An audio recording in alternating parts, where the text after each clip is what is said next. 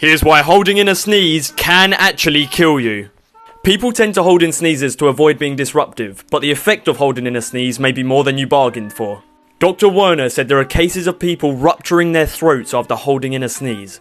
The force is enough to break through your windpipe and push the air through the soft tissue in your neck.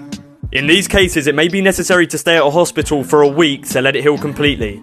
While this is a rare event, it does still happen. Luckily, it's avoidable if you just let the sneeze out. Now comment whether you've ever held in a sneeze.